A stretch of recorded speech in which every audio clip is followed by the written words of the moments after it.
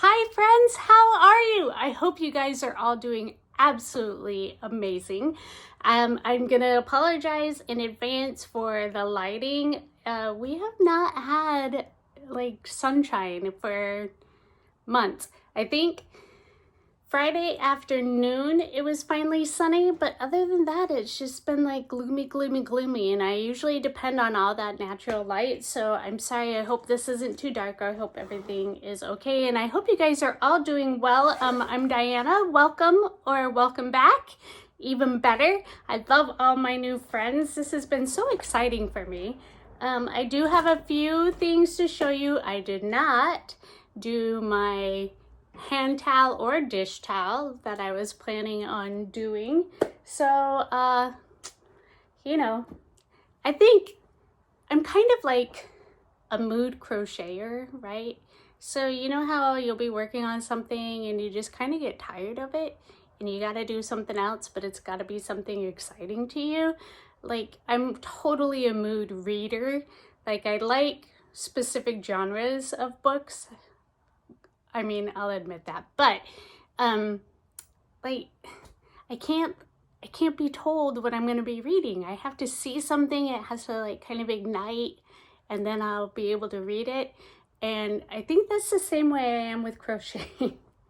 So I did not get to those things, but I really do want to. I'm going to be working on at least getting one of them finished. However, I did get through the rest of that first skein of yarn of the leftover that I had from the binding on Mateo's blanket edging, and I got so close to the end of the road. Do you guys do this? Do you ever think, I can make it, I can make it? This one wasn't quite as close as like some of the others I do, but I really kind of like this color. It's what's it called? Deep teal. But to me, it's more of like a grayish kind of hue. And so I really kind of like this. I think I want to keep doing this, but I love the softness of this already, and it's all nice and light. And I have to tell you, if you have not done sweaters, or if you're thinking about doing a sweater, I highly recommend this pattern because there has not been anything difficult about this whatsoever. It's worked up really fast. I'm not quite complete with the back. I don't have quite enough rows yet for the back, but this is the back. And then you're gonna do 2 panels for the front, and so you're gonna just make the same panel twice, and then you're just gonna like attach it all together, right? Seam it all together and do your arms. So this has not been difficult in any way, shape, or form. It's actually been really easy. When you get to the bottom, which is going to be like your ribbing, all it is single crochets as opposed to half double crochets, and they're all in the back loop, which makes it do this. So but that's it. Like, this is like the most non-thinking pattern. You can literally just either put a book on, like an audiobook, or you could watch a movie and you're doing the same exact stitch. This has not been hard. If for some reason something comes up and I change my mind that this is way more difficult than I was thinking, I will let you know. But to be really honest, this has been like the easiest thing to work on. So I will again link this pattern down below, but I highly recommend this if you're thinking about working on a sweater. So the next thing that I have for you is a stash buster. When I was back in the Midwest and I had taken my friend her birthday present, the shawl that I had made for her, and she had made these little just go with me on this for a second. Just follow me here.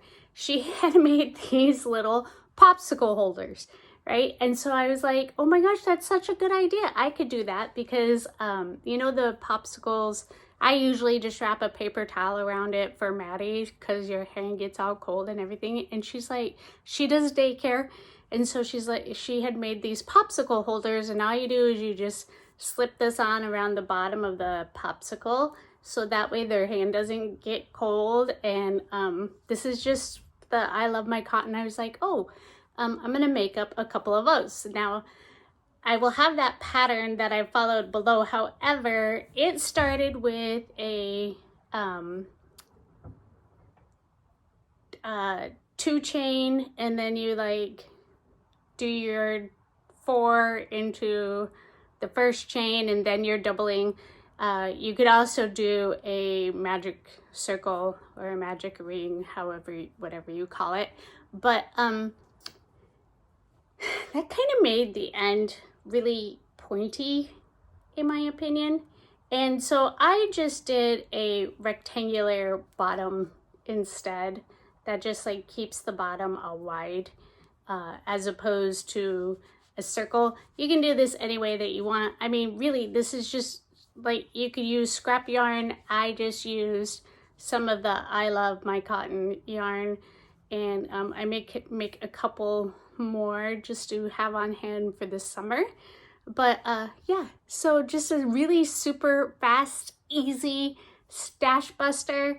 So here was like my project number 2. And then now project number 3, I decided I was gonna make a dress. Why? I don't know. This is what I did instead of all the stuff that I said I was going to do. I'm not all the way finished, but again, I was using the I Love My Cotton, just this plain light pink color, and then let me find the name of this color. Eastern Nova. So it's this rainbowy, but it's more like the pinks. I mean, it does have a lot of primary, but it's more pastel. I don't even know. How do you explain that? It's brights.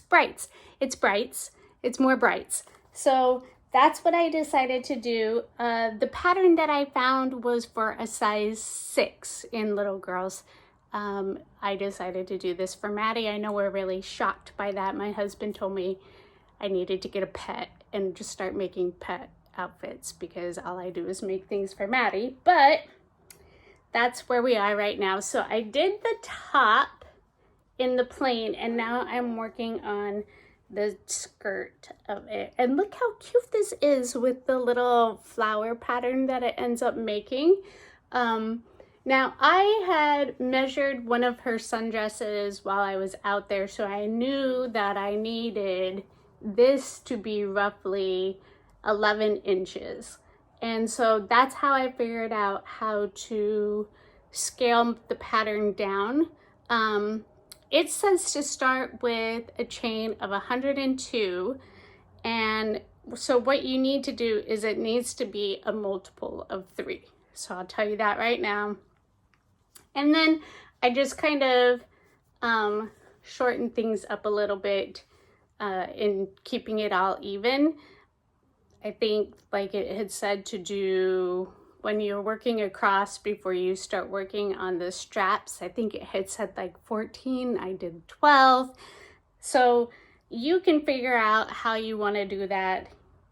If you have questions, if there's something that I can attempt to help you with, I am more than happy to do. But as always, I will link the pattern down below.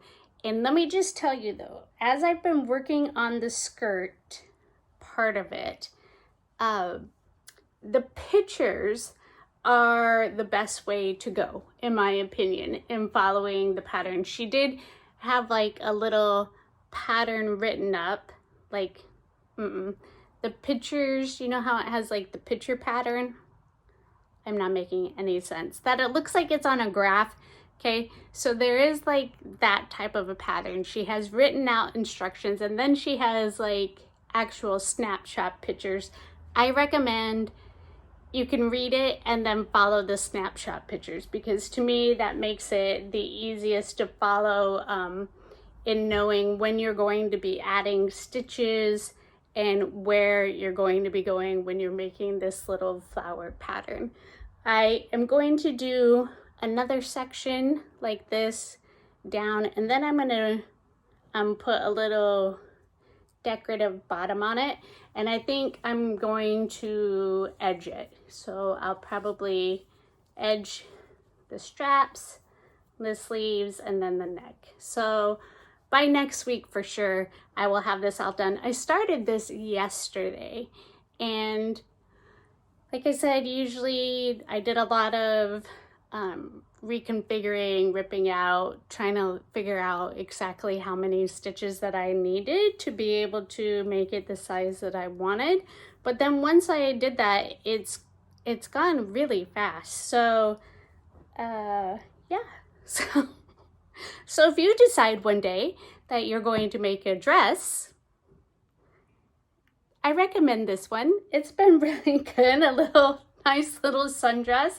So sometimes I wonder about my brain. How do I go from I'm going to make a dish rag and then instead I decide I'm making a sundress? But that's where we are. So that's what I have for us for this week.